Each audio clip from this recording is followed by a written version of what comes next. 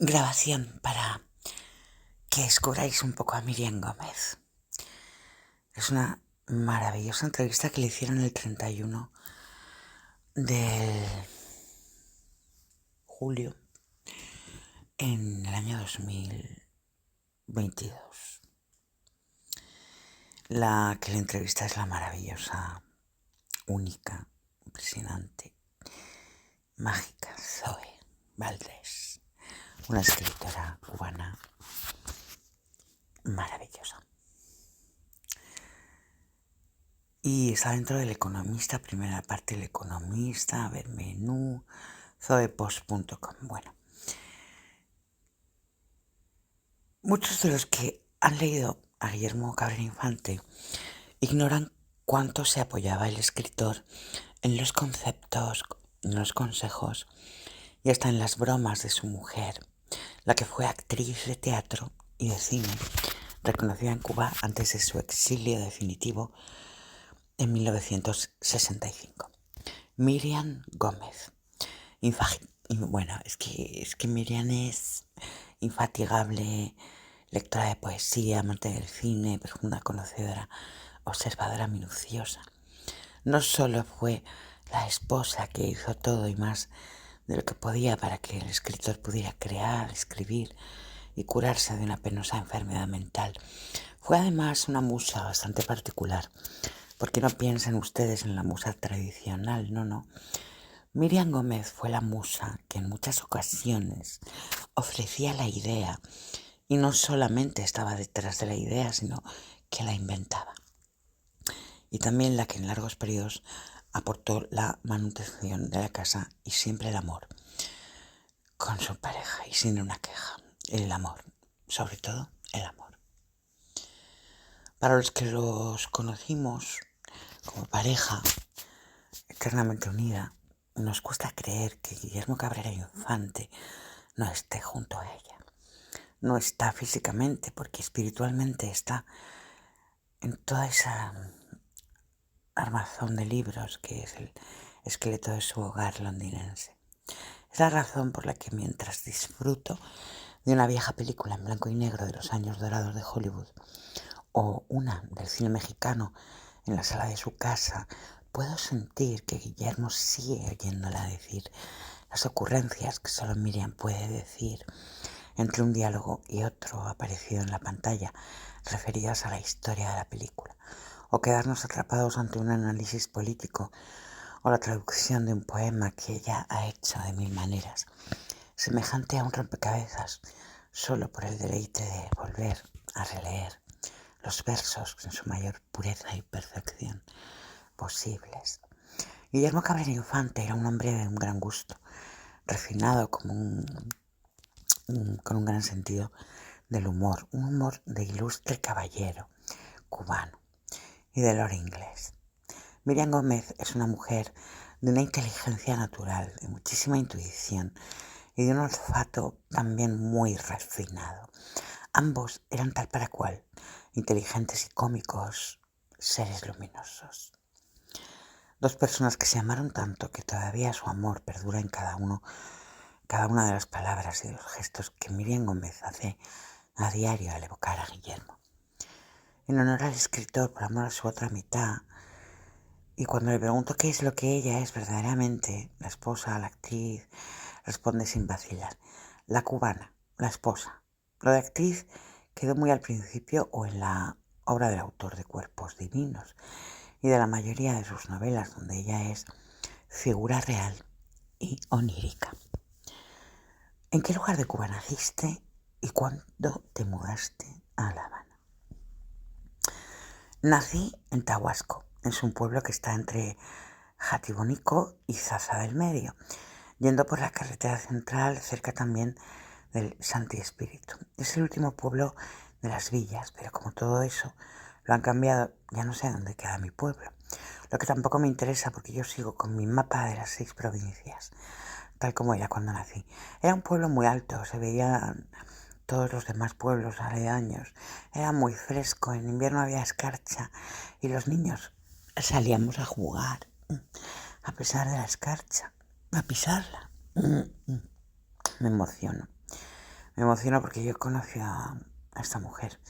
Yo vengo de una familia obrero-campesina. Mis hermanas trabajaban separando el tabaco en la temporada de la escogida. Éramos 8 hermanos. Mi papá se murió cuando yo tenía 2 años. Después de mí nació otro hermano. Mis hermanas trabajaban en la escogida. Como ya dije, ellas podían ser como mi madre. Las mayores tenían edad como para serlo. También trabajaban en tiempo de recogida de tomates, porque ese pueblo mío era muy agrícola. En temporadas de tabaco se apartaba todo el tabaco, se despalillaba. El tomate y el tabaco iban casi todo para Estados Unidos, porque Cuba les vendía esos productos agrícolas. Los tomates de esa zona estaban buenísimos. Entonces, ellas apartaban tomates de primera y de segunda. Ese era el trabajo de mis hermanas. Vinimos para La Habana en el año 1952. Yo tenía 12 años. Nací en el año 40 con la Constitución. Para mí fue una ventaja enorme. Porque, por ejemplo, durante la escogida, mis hermanos mayores tenían que llevársela a mi mamá al campo para darle la teta. En mi caso no fue así. Porque los derechos que nos dio la Constitución a las mujeres y a los obreros fue increíble. Por ejemplo, mi mamá pudo ir a la casa a darme el pecho, le dieron una canastilla magnífica y una nueva cuna. Todos mis hermanos nacieron en una misma cuna, que hizo mi papá, que era carpintero. Mi papá era muy buen carpintero, entonces él iba a diferentes lugares y un día se fue a Lengua de Pájaro, un pueblo al extremo de Oriente, en lo que se llamaba Altos Hornos. Allá fue a hacer casas, y se cayó desde un primer piso y se mató, cuando yo tenía apenas 2 años, imagínate. Mi mamá se quedó con 8 hijos, casi todos menores, y estas hermanas mayores fueron fantásticas. Mis hermanas han sido mi orgullo, han trabajado toda su vida. Tengo una hermana que tiene casi 80 años y sigue trabajando en una tabaquera de Miami. A ella le gusta ese trabajo y la pasa muy bien. Así que vengo de una familia obrero-campesina tabacalera, porque han trabajado en el tabaco de toda la vida. Aunque la gente crea que soy extraña, pero, bueno, pues parezco extranjera por mi forma de hablar, pero todas mis hermanas hablan así como yo, porque así hablábamos la gente de antes en Cuba. En todas partes articulábamos mejor. Mis hermanas mayores empezaron a mudarse para La Habana. Primero se fueron ellas y empezaron a trabajar en la fábrica Hey Upman. Como ves, siempre en el tabaco, aunque no en la fábrica H. Upman de hacer tabaco, sino en el relleno de los cigarrillos que iban para Estados Unidos. A ese cigarrillo se le echaban miel, se le echaba de todo. Entonces sabes mucho de la cosecha del tabaco y de su fabricación. Sí, como yo sabía y sé tanto del tabaco, para Guillermo fue fantástico, porque en Holy Smoke él puso la boca y el paladar, porque él fumaba el tabaco, pero casi todas las explicaciones las supo por mí y por mi familia, por mi tío tabaquero, que siguieron trabajando en lo mismo en Miami y que le explicábamos cómo se hacían los tabacos, las diferentes mezclas. Me refiero a la parte técnica, porque a la parte literaria, claro que él fue recolectando información y toda se debe a su talento de escritor, desde luego. Pero la parte técnica de los nombres y los materiales se los dimos mi familia y yo, puesto que de eso sabíamos y sabemos un mundo. ¿Cómo fue tu llegada a La Habana? Cuando me tocó el turno a mí de llegar a La Habana, como siempre, tuve muy buena suerte. Todas mis hermanas tuvieron que viajar, las pobres, en autobuses y en esas guaguas que se llamaban del galgo, pero a mí me llevó el médico del pueblo que iba para La Habana y me trajo en un carro del año último modelo. Viajé de lo más cómoda. Siempre fui una niña muy nerviosa. Estaba muy asustada, aunque él era mi médico, un médico que adoro, tanto que tengo su foto al lado de mi cama. A él lo mataron en tiempos de Batista, aunque era batistiano. Estaba encargándose de hacer las primeras clínicas, pero por un problema de un muchacho estudiante que había hecho algo en La Habana, que fueron a buscarlo porque lo pidieron y que regresó al pueblo, figúrate. Él empezó a matar y a tirarle a los soldados del pueblo, que imagínate, esos soldados no mataban ni a una mosca, esos soldados tenían ahí a su familia y todo. Entonces, como él era un médico excelente y un hombre magnífico, él se llevó al muchacho herido y lo mataron así, y así fue que lo mataron. en el camino. Es por eso que, aunque él fue una víctima de la dictadura de Batista después con Fidel, no pudieron convertirlo en héroe, y eso que era un verdadero héroe. Porque se trataba de un médico que por salvar a un paciente, inclusive estando en contra de lo que estaba haciendo el muchacho, lo llevó de Tahuasco a Sancti Spiritu y ahí lo mataron allí. Alguien avisó en medio de la pasión esa, alguien avisó en el pueblo diciendo que iba este muchacho y los soldados los esperaron y dispararon y los mataron. Ya nosotros vivíamos en ese momento en La Habana. No sé muy bien cómo fue la cosa, pero sí sé que fue terrible, porque además él era de lo más batistiano. Le habían encargado de hacer clínicas para los campesinos y él estaba en eso, era muy humano, muy buena persona. Por eso no ha sido nunca un héroe de la revolución, porque aunque el pobre lo mataron los de Batista, él cayó así en el campo sin haber hecho nada más que ayudar a un joven. Era un hombre excelente. Como te decía, fui con él para La Habana y yo nunca había visto el mar, nunca en mi vida. A la altura de Matanzas hicimos una parada en la bahía de Matanzas, bajamos y vi una cosa que era para mí como un lago enorme. Y ahí le pregunté a él qué cosa era eso, que me dio mucho miedo, porque era una cosa que tú mirabas y no veías el fin de aquello. Le pregunté y me explicó que aquello era el mar.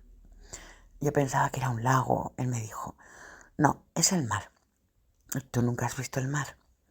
Le dije, no. Nos acercamos entonces, pero yo tenía un miedo enorme, porque ya te digo, yo era una niña muy nerviosa.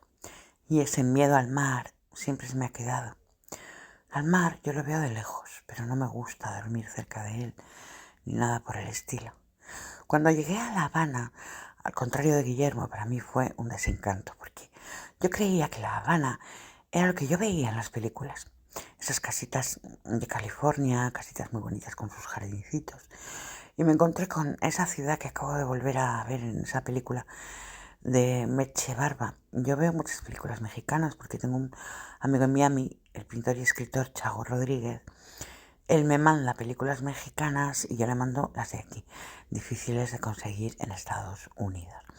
Él me mandó Ambiciosa, de 1952, con Meche Barba. El solar que aparece en esa película es el solar que se hallaba detrás de la compañía de teléfonos. Yo llegué para vivir por primera vez a la calle 10 de octubre. Llegué a La Habana en julio del 52. Casi toda la película pasa en La Habana y me impresionó mucho cómo me impresionó esa ciudad tal como aparece en la película. Era muy distinta de lo que yo esperaba. La Habana que se ve en esa película es única. Y esa fue La Habana que tanto me impresionó. Nunca he visto una ciudad más bella que esa, llena de automóviles. Yo le tengo respeto a los automóviles, me daba miedo cruzar las calles, pero toda la ciudad era de una gran belleza. Nunca pensé que La Habana fuera tan alegre, tan llena de vehículos y de luces.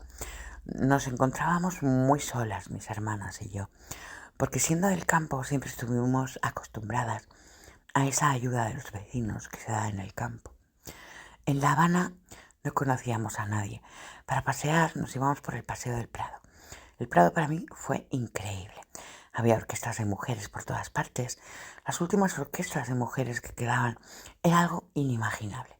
Nos íbamos a pasear y mis hermanas eran muy bellas, con unos cuerpos tremendos, muy altas. Todo el mundo tenía que ver con ellas porque éramos una familia muy distinta. Mis hermanas medían 6,4, mis hermanos 5,9, con unas estaturas increíbles. Yo iba con ellas con 12 años y fue para mí inolvidable pasear por La Habana con mis hermanas. Después, como ellas empezaron a tener enamorados, novios no, porque ellas fueron de esas mujeres que solo tuvieron un solo novio y se casaron con el único novio, pero las invitaban los enamorados a bailar y salían a bailar. Y entonces yo iba con ellas de chaperona. A los 12 años ya me metían en los clubs. Había un club donde yo no veía nada. Allí me llevó una prima que vino del campo y tuve que acompañarla. Porque en esa época cogían a las niñas de 12 años y 13 para cuidar a las hermanas mayores. Y entonces yo Iba con ellas, me sentaba y las veía bailar. Como veníamos del campo, debían bailar delante de mí para que viéramos que no pasaba nada, que se portaban bien. Si no se portaban bien, no las dejaban salir más. ¿Cuándo decides ser actriz? ¿Siempre te gustó la actuación? Yo en el campo recitaba. En el campo las escuelas eran increíbles. En mi pueblo había la escuela de allí del pueblo, pero en los alrededores existían esas escuelas llamadas rurales, que eran escuelas hasta una edad, escuelas primarias. Después iban a la escuela, las escuelas del pueblo, que tenían unas maestras magníficas. Y entonces en Cuba era obligatorio la educación. Tenías que ir a la escuela. No había que llevar lápices, ni libros, ni libretas. En mi pueblo pequeño, campesino, nos daban los libros se guardaban en los escaparates y no había que pagar los libros ni pagar las libretas. Nos regalaban las libretas y los lápices. Los libros se dejaban en la escuela. Los lápices y las libretas podías llevarlos a casa. Nos daban también el desayuno. Había 4 aulas. El desayuno que nos daban nos hacían sudar, pues porque le metían gofio, leche condensada, leche evaporada, vitaminas. Yo desde la escuela quería ser actriz. Veía las revistas y quería ser actriz. Al lado de mi casa había un hotel en donde se hospedaban montones de actores y actrices y artistas. Cuando iban en días de fiestas tenían que entrar por mi casa porque el hotel estaba cerrado. Y entonces entraron a mi casa los artistas y yo los veía como grandes personajes. Después, cuando llegué a La Habana y que me hice actriz, me di cuenta de que eran unos pobres muertos de hambre, pero que en el pueblo, como venían con ese halo de ser actores, como Candita, Quintana, pues significaban mucho. Todos ellos hablaban con mi madre y le decían, ¡ay, qué casa más grande usted tiene! Teníamos una casa grande, pero era una casa muy modesta, de esas de cuartería, pero comparada con las de La Habana era una casa grande. Cuando llegamos a La Habana fue terrible porque tuvimos que instalarnos en un apartamento con una sola habitación donde dormíamos todos. Fíjate que un día llegó un ratero y no pudo entrar y se robó unos plátanos que había en un balcón porque no había forma de entrar. Dormíamos todos en una sola habitación. La única de todo el apartamento, y mis hermanos medían 6 pies, todos éramos muy grandes. Nos llevábamos al apartamento completo. Armando Cáceres. Al mudarnos a La Habana, se acabó la casa grande y la gente que te conocía y aquello de que si no tienes algo, el vecino te la presta. Ahí ya no, vivíamos de todo, ahí vivíamos todos y ahí ya no. Y en ese apartamento que era muy agradable, pero éramos muchos. Al tiempo mis hermanas empezaron a casarse y fuimos siendo menos hasta que nos quedamos mi mamá y yo solas con mi hermano pequeño. En La Habana me anoté en la escuela Gonzalo de Quesada. Yo lo conocí porque cuando llegué a La Habana él todavía vivía. La escuela estaba en la calle 28-26, al lado de la Plaza del Vedado. Era una escuela muy agradable. Me tocó una maestra muy buena. Los maestros en Cuba eran fantásticos. En nuestra escuela había una maestra, una loca de la poesía, que nos daba poemas para aprendernos de memoria. Quevedo, Becker. A ella le gustaba mucho, como yo los decía, y vivía al lado y se daba cuenta de la familia que yo tenía, que era una familia modesta. Entonces un día me dijo, Miriam, tú debes ser actriz. Ella ya había tenido otras alumnas que se hicieron actrices y se sentía muy orgullosa de ellas. Me indicó dónde tenía que ir y fui a la Escuela Municipal de Arte Dramático de la calle 23. Tenía 15 años. Solo aceptaba muchachas con 16 años, pero hice una gran amistad con esa maestra, con su niño. El niño de ellos me quería mucho y como ella siempre insistía en que tenía que ser actriz, pues me apoyó. Yo estaba loca por ser actriz, pero no tenía idea de a dónde ir. Ella me dio las coordenadas y el impulso. Una de mis hermanas también insistía, porque ella siempre quiso ser locutora y no pudo. Es mi hermana Nena. Guiada por esa maestra fui y yo era muy tímida. También era muy alta y delgada, altísima para la media en Cuba. Allí me hicieron un examen, lo pasé cuando dije la edad y me dijeron que tenía que tener 16 años, pero que me iban a aceptar y así empecé. Allí iba a diario, pero por el día debía asistir a la escuela normalista, a una beca porque mis hermanas querían que fuera maestra. Yo no quería ser normalista, yo quería ser actriz. Entonces mis hermanas, de todos modos, querían que yo hiciera algo aparte, que trabajara o tomara clases de secretariado.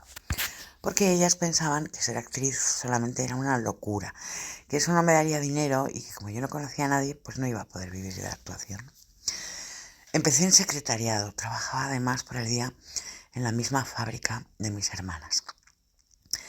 Salía corriendo del trabajo para la escuela pública de secretariado, que era gratis. Hice secretariado durante un año, por las noches. Exigían 3 años, pero solamente hice 1, porque yo odiaba verdaderamente la máquina de escribir. Para mí, la máquina de escribir era como la máquina de coser. Mis hermanas cosían. Para mí, las máquinas de escribir y de coser eran la tortura. Al mismo tiempo empecé la escuela de arte dramático que quedaba enfrente, terminaba ahí y me iba corriendo sin comer. Allí conocí a mucha gente, a muchos compañeros que después se hicieron actores e hicieron una carrera posteriormente fuera de Cuba, como Carlos Casio, que ha sido el magíster del ballet de la Ópera de Viena.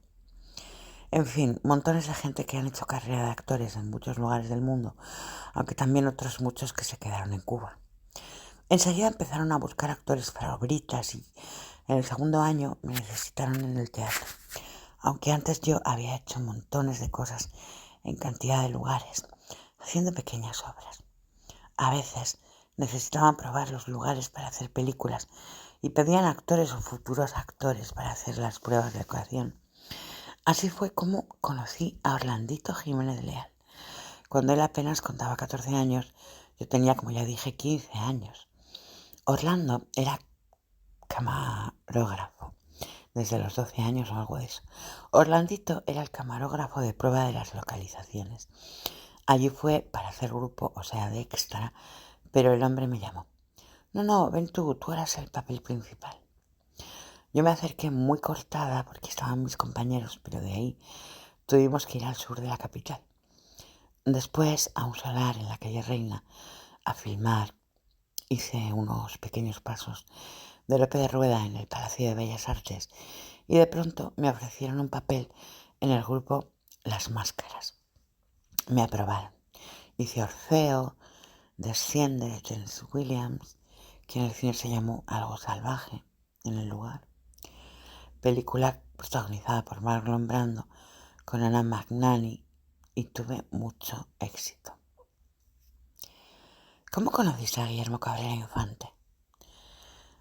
Yo ya había conocido a Guillermo, que no tuvo nada que ver con que me dieran ese trabajo en esa obra, porque Guillermo ni siquiera conocía a esa gente. Pero el día 3 de marzo del año 1958 fui al cumpleaños de una de mis hermanas en Llullano y regresaba en el autobús para las clases de arte dramático.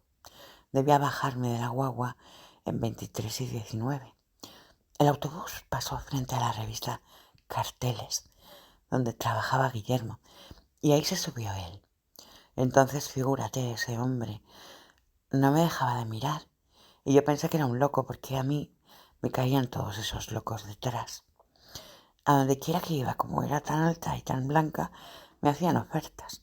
Los otros días, una amiga, Mariposa, me recordó que en Bélgica estábamos en una peluquería de una española donde se me acercó un hombre y me ofreció ser modelo y le dije que no. En La Habana yo iba por la calle y la gente me ofrecía trabajos y cosas de esas de modelos. Hasta creían que era extranjera porque era muy alta y muy delgada. Y me vestía distinto, me comportaba diferente porque quería ser actriz y era distinta. No lo sé, tal vez porque me reunía con otro tipo de gente. Pero tengo entendido que en La Habana fuiste modelo. Sí, unos días antes de conocer a Guillermo, los mejores modistas de La Habana me habían ofrecido trabajar con ellos. Yo no tenía ropa ni nada, te digo que pertenecía a una familia muy pobre. Para ir a la academia tenía que verme las negras. Como Guillermo cuenta en Cuerpos Divinos, yo no tenía ropa ni nada y entonces un amigo mío que me quiso impresionar y empezó a hacerse músculos, era muy delgado. Creyó que yo no lo quería, que no quería saber nada de él por su delgadez. Y empezó a hacer musculatura. Entonces los pantalones blues, jeans, sus camisas dejaron de servirle y me los regaló. Él vivía frente a mi casa. Con esa ropa me pasaba la vida, con la suya vestida así porque yo no tenía nada. Esa manera de vestirme me hacía diferente, pero me causaba algunos problemas porque al vestirme de esa forma no solamente tenía a los hombres detrás, sino que también tenía detrás a montones de muchachas lesbianas. En La Habana, en la época ya, las lesbianas eran muchas. Las mujeres en Cuba, en esa época, eran bastante libres, pero muy medidas, no desmedidas. Eran muy independientes. Por estar vestida tal como te digo y que era en defensa a mi pobreza, pues se creaba una confusión. Creían que yo era un boy, un garcón, un mangué. Recuerdo que la hija del actor Alejandro Lugo, muy amigo mío, esa niña que ya era una jovencita, se confundió porque su padre pasó en su automóvil con ella y me saludó de lejos y ella exclamó: ¡ay, papi! Pero qué muchacho tan bonito, nunca he visto un muchacho más lindo que ese. ¿Por qué no me lo presentas? Y él la detuvo. ¿Pero qué muchacho? Si esa es una muchacha. Y así era, porque como me vestía de esa forma, pues creaba confusión. Miriam, ahora que hablamos de la sexualidad de aquella época, algunas personas creen que en Cuba hubo persecuciones contra los homosexuales antes del año 59. Como hemos hablado tú y yo de eso, algo me has contado. No, que va. En Cuba no había para nada ese tipo de persecución gubernamental que hubo después, ¿no? Había una tremenda libertad. Yo quiero decir que viví una juventud divina, pero había, eso sí, decencia. Con los hombres en Cuba no se podía salir así como así, porque cuando aceptabas algo de un hombre, venías a ver y estabas en la puerta de una posada en el pugilatero con él, o antes bajándote del automóvil, bajándote dentro del automóvil para que no se aprovecharan. Yo nunca aceptaba invitaciones, pero tenía muchos amigos homosexuales que eran muy libres y que nunca tuvieron problemas de ningún tipo. Frente al Hotel y Cabaret Capri había un lugar para gente bien homosexual, al que podía entrar cualquier tipo de persona. Se llamaba Saint Michel. Ese era mi lugar, el Saint Michel. Allí me pasaba la vida con todos mis amigos homosexuales, oyendo música, porque existían esas maquinitas con música. Era un lugar muy libre. Jamás oí que se llevaran preso a alguien. Inclusive a última hora yo, ya de Fulgencio Batista, los terroristas, los revolucionarios, ponían tantas bombas que nadie salía a la calle. Entonces ocurrió un problema en la calle creado por unos homosexuales y se los llevaron presos. El jefe de la policía de La Habana, cuando se enteró, dijo: pero ¿cómo? No me toquen a las locas, que son la alegría de La Habana. La frase es muy conocida y se hizo célebre. Claro, la única gente que creaba alegría en las calles, en un país en que la gente tenía miedo a salir, porque salías y podías arriesgar que las bombas te cortaran las piernas, podías perder los brazos. Ponían una bomba y te mutilaban para siempre o te mataban. La gente no salía para no complicar la cosa por miedo. No iban al cine porque en los cines ponían bombas y te acababan. Incluso entre ellos mismos hubo muertos de esa manera. Eran locos, unos terroristas. Muchos de esos terroristas ahora viven en el exilio. En aquella época algunos tenían un sistema de terrorismo que era llevar la bomba encima, amarrada con un cordel, y llegaban al lugar previsto, se detenían, soltaban el cordel y ahí dejaban la bomba y al pobre que venía detrás, al que hacían pedazos. ¿Tú querías un cambio como el que ocurrió en Cuba o pensabas en otra cosa? ¿Pensabas en el cambio que la mayoría reclamaba? O sea, igual que el resto de los cubanos, una democracia, volver a la democracia y al respeto de la Constitución. ¿O también se hablaba de la Revolución Cubana como proyecto? No, esto fue todo un engaño. Esto fue una mentira. La mitad de la gente se quedó en el camino, porque este hombre, Fidel Castro, y su hermanito Raúl Castro, fueron liquidando gente. Nunca nadie pensó que eso iría a ser así. Este hombre es diabólico. Fue destruyendo gente. La gente quería democracia en Cuba. Es cierto que mucha gente era muy racista y Batista era negro. Batista hizo una cosa muy mala, que fue romper la Constitución, que eso nunca debió de haberlo hecho, porque al hacerlo le dio entrada a este señor. Porque este señor era un gángster, iba a decir un hámster, un ratón, no, un gángster. Y todo el mundo lo conocía como gángster. Eso es otra cosa. Yo llegué a finales de julio del 52 a La Habana. Batista acababa de dar el golpe de estado en marzo. A veces se oían tiroteos y eran los gángsteres peleando unos con otros. La gente que usaba armas eran delincuentes y eran ellos. Los terroristas que antes fueron gángsteres y luego fueron llamados revolucionarios. La familia de Guillermo, tanto el padre como la madre, eran también de extracción humilde, pero muy politizados, ambos eran comunistas. ¿En tu familia se hablaba de política? ¿Eran comunistas? La familia de Guillermo era una familia pobre, porque su padre era un militante comunista y trabajaba para eso nada más. Pero eran intelectuales, leían mucho, tenían libros heredados de su tío abuelo, que era el intelectual del pueblo y periodista también.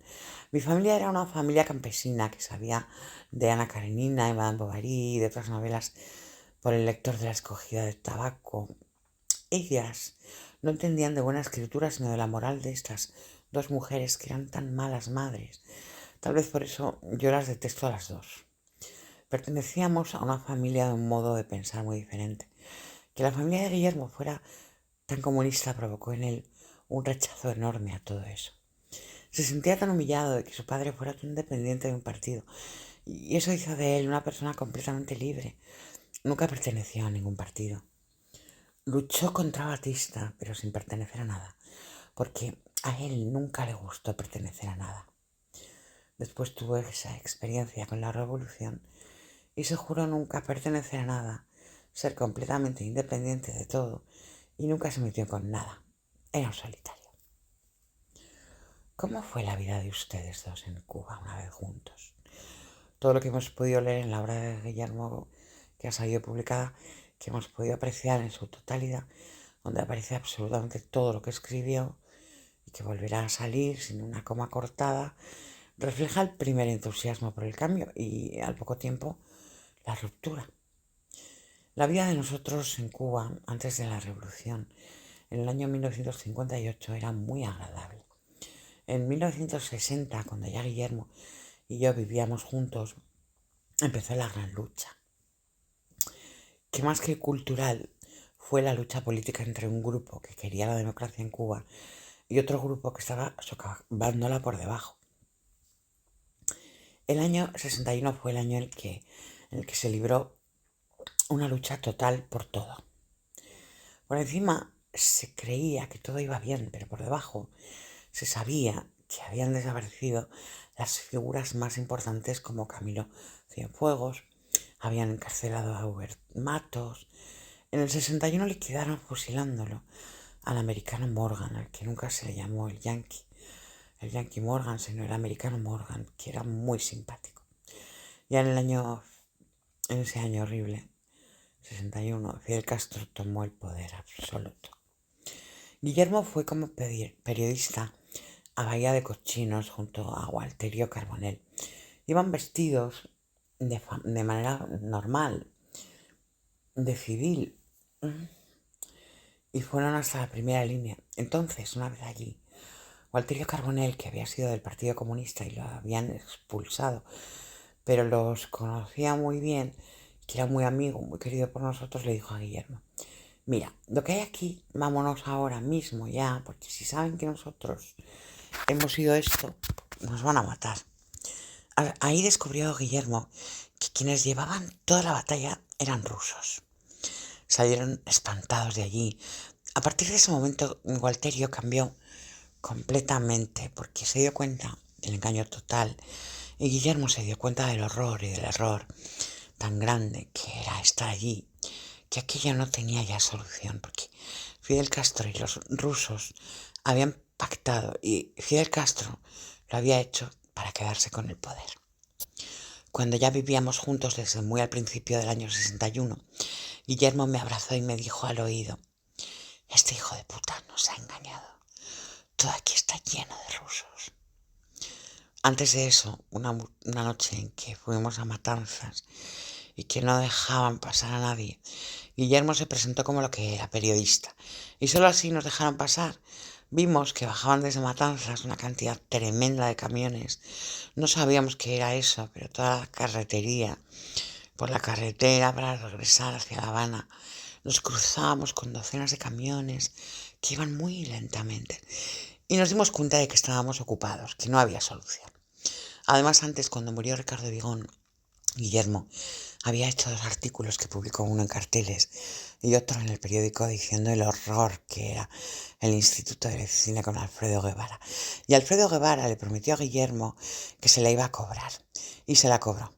Aprovechó la salida de la película PM, dirigida por Saba Cabrera y Orlando Jiménez Leal, y producida por Guillermo, que la estaban estrenando cuando Playa Girón, y utilizó a Edith García Buchaca, que ya había tomado el poder en el Partido Comunista, y acabó con toda la gente del lunes de Revolución, cumpliendo su promesa de acabar con Guillermo. Pero como todo en esta vida se paga, como dice el cha-cha-cha, después a la próxima que cogió, Alfredo Guevara fue a Edith García Buchaca y acabó con ella y con el marido, pero ahí sucedió peor. Porque cuando las palabras a los intelectuales de Fidel Castro, que fueron provocadas por PM, donde dijo: con la revolución todo, contra de la revolución nada, cuya primera reunión fue en Casa de las Américas, ahí se paró José Hernández, Pepe el Loco, y pidió perdón para Guillermo y para su hermano Saba. Era una cosa verdaderamente loca aquella, pero ya con lo de Edith García Buchaca, y pues sí que llevaron a Marcos Rodríguez, al paredón. Y ahí ya comprendimos la situación de terror total. Guillermo se quedó sin trabajo en la casa, no le dejaron trabajar más. Era terrible, terrible. Pero nada, Guillermo aprovechó y se hizo un escritor. Guillermo y yo nos dimos cuenta de que cada vez que trataban de hacernos algo malo, pues algo sucedía que se viraba todo a favor de nosotros. Me sucede ahora también que siempre que tratan de hacerme algo malo, se vira la tortilla y me sale de lo mejor. Y después le doy gracias a mi ángel porque quiso que se fuera malo para que yo supiera reaccionar. Y lo que queda es eso. Guillermo es un escritor conocido en todas partes. Alfredo Guevara es un tipo sin talento, una serpiente que no tiene obra. Ha hecho mucho mal culturalmente y es el quien ha sembrado la maldad en la cultura cubana. La ha dirigido con maldad, de manera malsana. Aunque ahí hay muchos oportunistas que han hecho cosas terribles, imperdonables, como decir que Martí es el autor intelectual de ese horror, cuando se sabe que Martí era un hombre completamente antimarxista, que afirmaba que cada obrero cubano debía de tener en una mano la chaveta y en la otra a Herbert Spencer. O que los cubanos debían ir con Bolívar de un brazo y con Spencer del otro. O sea, sus libros, su filosofía, que es todo lo contrario de lo que es el comunismo. Spencer era un individualista que pensaba que había que dejar hacer y que la felicidad iba antes que nada. Ese era Spencer, y José Martí juraba por Spencer.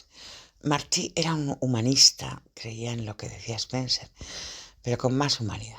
O sea que han timado y han engañado a todas esas generaciones que vinieron después y han querido meter y han metido a un José Martí falso y le han introducido en su boca cosas fuera de contexto, fórmulas que no tienen nada que ver con su pensamiento. Para entender a José Martí hay que leer a Herbert Spencer y leer todo lo que José Martí escribió de Herbert Spencer. Yo tengo toda la obra de Herbert Spencer y los marxistas lo han tergiversado y aniquilado, porque como todo ese marxismo es un fracaso y Herbert Spencer lo que quería era la felicidad de la gente y ellos lo que han creado y sembrado es el horror y la desesperación en la gente, pues entonces han ido en contra de Spencer. Lo que nos hicieron con José Martí fue una canallada. Y leyendo a Spencer te das cuenta cómo Martí lo seguía con una idea más caribeña, más amorosa.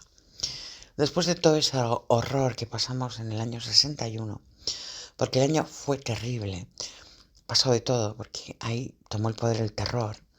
Guillermo luchó muchísimo por todo, pero aquello era la locura total. Guillermo tenía un programa sobre el jazz en ese canal de Lunes de Revolución y de pronto declararon al jazz como imperialista. Y ya eso era una locura imposible.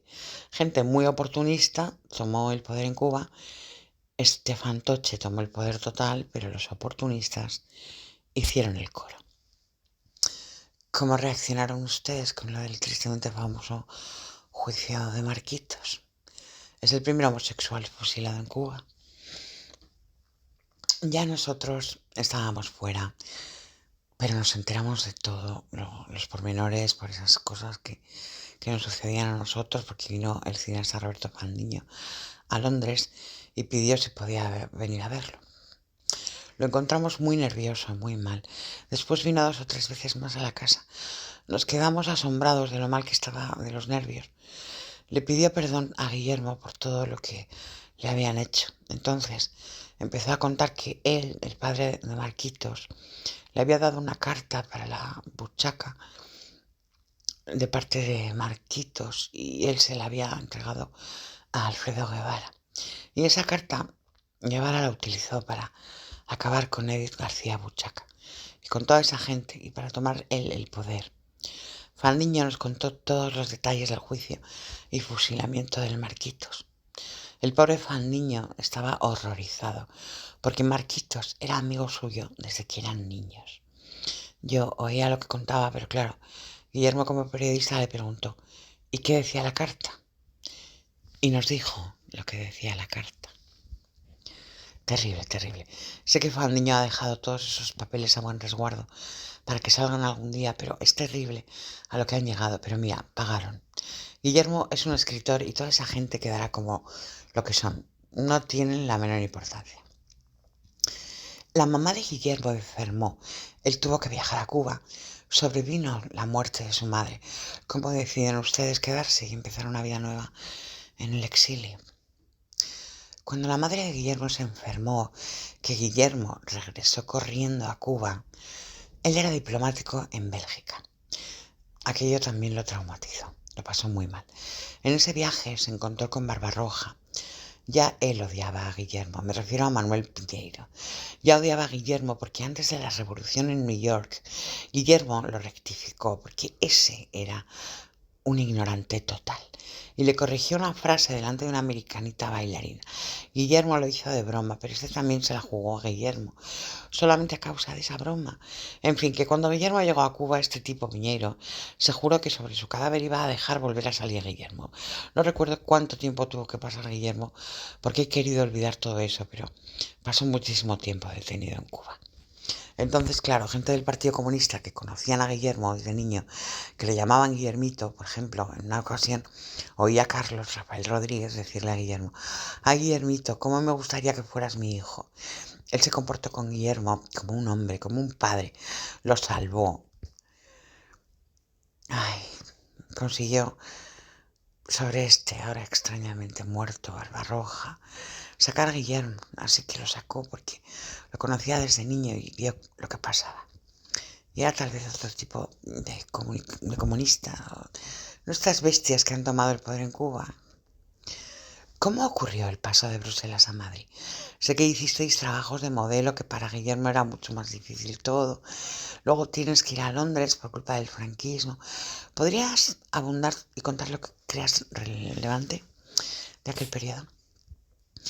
Viajamos sin un centavo y Guillermo cometió un error enorme, porque salió con las 2 hijas. La pasamos verdaderamente mal. Guillermo trató de que viniera otro familiar de esas niñas para que se hiciera cargo de ellas, porque yo era la única que conseguía trabajo. Pero que va, no vino nadie. Todos eran muy revolucionarios. Tan revolucionarios eran que hasta acusaron a Guillermo de ser agente de la CIA. Guillermo les había dicho que vinieran, pero a ellos no se les podía decir claramente que vinieran, porque aunque aquí era un horror, no lo reconocían así. Y acusaron a Guillermo de ser agente de la CIA. Ahora han querido cambiar la historia, será por la cuenta que han sacado. Yo no podía dejar solo a Guillermo con las niñas. tuve que sacrificar mi trabajo. Además, Guillermo estaba muy enfermo, muy enfermo. No pude aceptar ninguno de los trabajos que me ofrecieron en España. Cuando Guillermo se puso a pedir trabajo en España, le dijeron que no. El régimen de Franco le recordó que él había estado metido en muchas cosas en contra de Franco, que había escrito en contra de Franco, lo que era verdad, porque Guillermo era un antifranquista enorme. Después de todo, eso también nos salió bien, porque un amigo que habíamos conocido en Cuba le ofreció a Guillermo que le escribía un guión sin firmarlo, un trabajo de negro, para una película en Londres. Guillermo viajó primero y luego yo con las niñas. Me detuvieron en la frontera con las niñas, pero Guillermo resolvió todo con el productor de la compañía de cine, que consiguió que nos dejaran entrar. Fue duro, pasamos mucho trabajo, porque si hubiéramos sido Guillermo y yo solos, habríamos podido trasladarnos de manera diferente, pero es que éramos una familia y vivíamos una pesadilla terrible. En fin, que esa pesadilla pasó. Guillermo pudo trabajar y le encargaron más guiones. Trabajó muchísimo, demasiado, tanto trabajo. Escribió tantos guiones que ahora se publicará todo, porque se va a publicar todo, todo, absolutamente todo. Lo de Guillermo. Tienen pues alrededor de 9 guiones. Le pagaron y con eso vivíamos mal, porque éramos una familia. Y además, cuando tienes niños no puedes moverte fácilmente. Fue así y no hay forma de borrar lo que pasó. ¿Por qué dejaste tu carrera como actriz? Eres una mujer cultivada que ama la poesía. Y Guillermo decía que tenerte era una enorme suerte. Tú eras su sostén sentimental, moral. Dejé mi carrera de actriz por todo lo que te acabo de contar. Por eso, tuve varias ofertas en España, pero Guillermo estaba muy mal, muy mal. Había salido muy mal en esa segunda vez porque en Cuba él se acabó de dar cuenta del horror que era aquello. El primero que le explicó todo lo que estaba pasando fue Titón, Tomás Gutiérrez Alea. Lo apartó a un lado y le contó cada detalle. Y Guillermo se espantó porque no tenía idea de lo que estaba pasando. Además del otro que ya habíamos vivido, pero ahora estábamos en Bélgica. Era el momento en que estaban haciendo juicios en las universidades y todo el país estaba cayendo porque había un verdadero terror. Todo era pánico. Y el país devino totalitario completamente. Guillermo se espantó al ver en lo que se había convertido La Habana. La gente haciendo colas para todo, en los cines y sobre todo para comer. Carlos Rafael Rodríguez sabía que debía dejar salir a Guillermo. Además, Guillermo se lo hizo saber. Le dijo que si no le dejaban salir, que él se iría por el mar, pero que ahí no se quedaba. En fin, veremos qué pasará en Cuba al final, porque ahí veremos cortar cabezas, patas, de todo. Será horrible.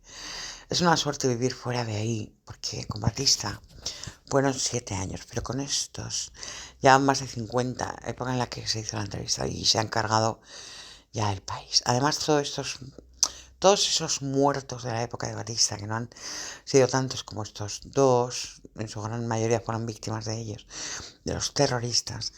La gente más violenta fueron esos batistianos que se hicieron castristas inmediatamente.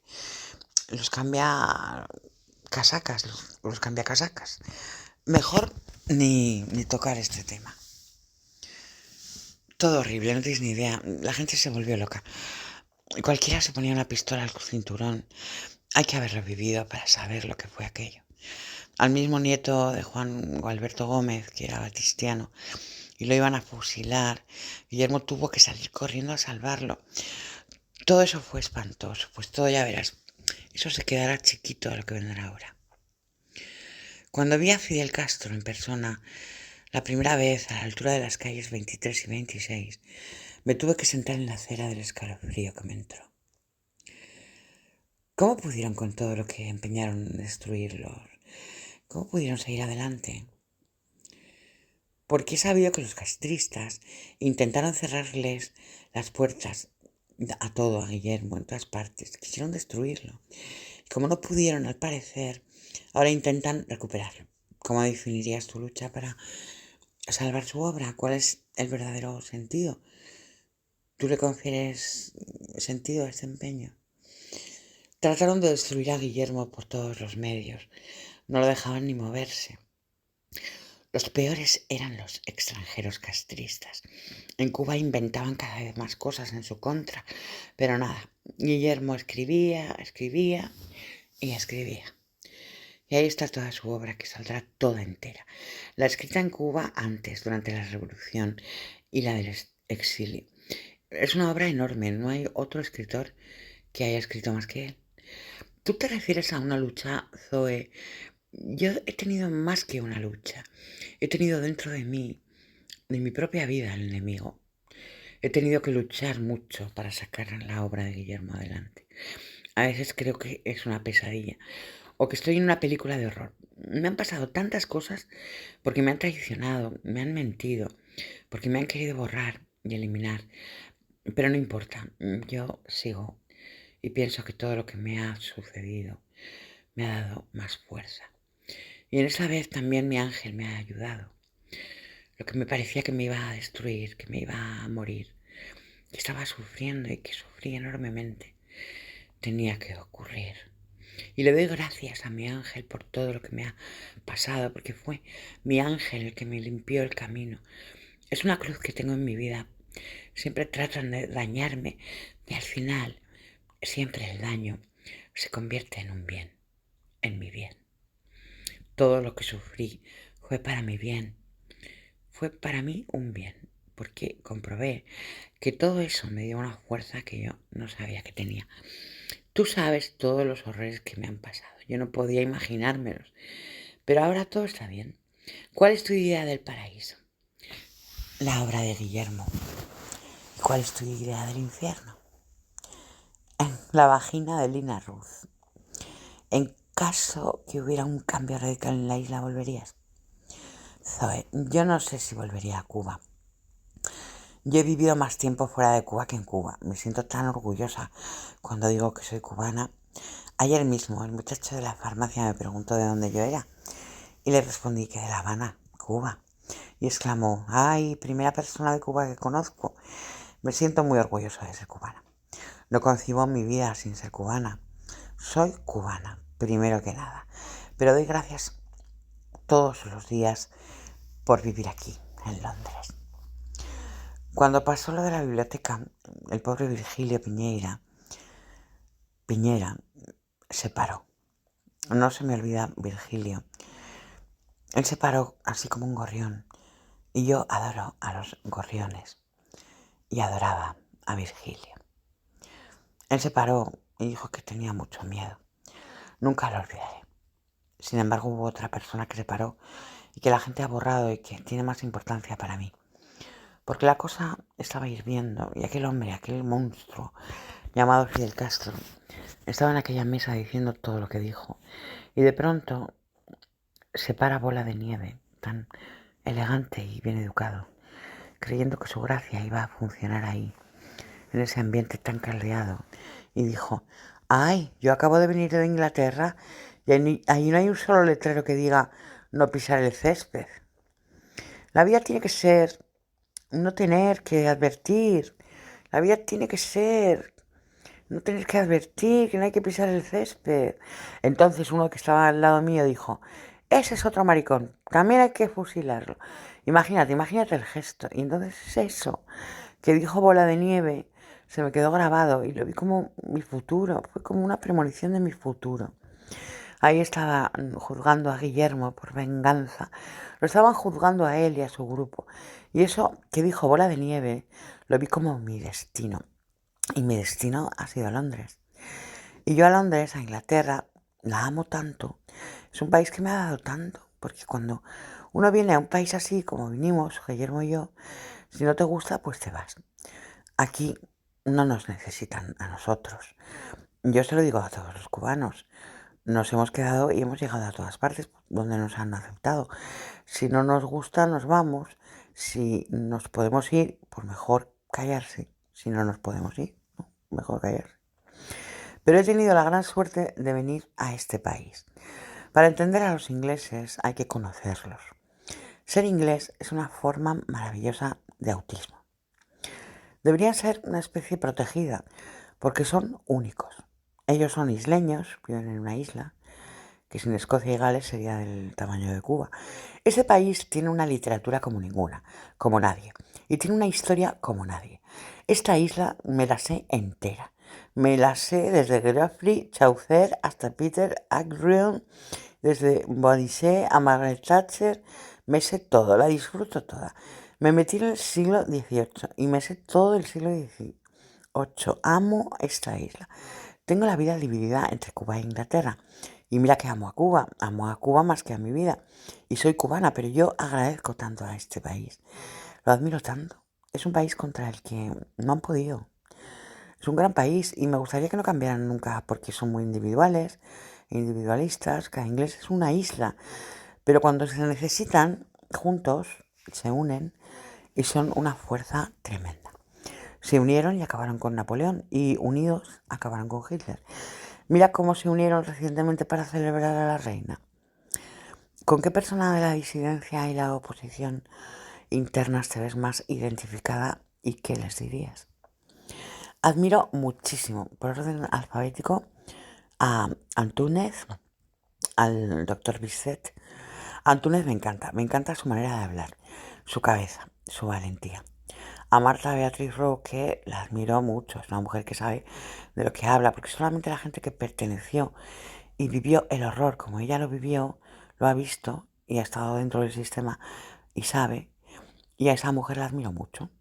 Ha tenido el coraje de decirnos, siendo ahora del sistema, ahora lo único que no me gusta son las huelgas de hambre. Yo sigo el ejemplo de Popeye.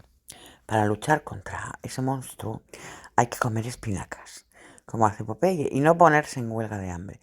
Eso no me gusta, no es inteligente, porque para luchar hay que estar bien fuerte y no autodestruirse con ninguna huelga. Ahora eso lo digo yo desde aquí, que tengo el césped inglés. Como decía Bola de Nieve, yo puedo pisar el césped. Entrevista de junio del 2012. Entrevistas y diálogos. Esta entrevista es una joya histórica. Lo conservaré. Y esta frase es genio puro. ¿Y cuál es tu idea del infierno? La vagina de Lina Ruiz. Chapo a ambas. Pues sí, chapo.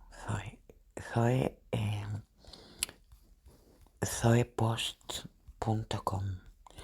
Es un artículo donde hablan de la bellísima Miriam Gómez, a la que tuve el lujazo de conocer en el 2000, creo que fue el 2002, en Sevilla, que vino con Cabrera Infante y pudimos hablar de mi tío tatarabuelo, el hermano de mi abuela materna, el gran Antonio Ortega, que dirigía la revista Carteles y que tuvo pues a Cabrera de escritor, y por eso la revista Carteles era maravillosa, porque Guillermo escribía y escribía.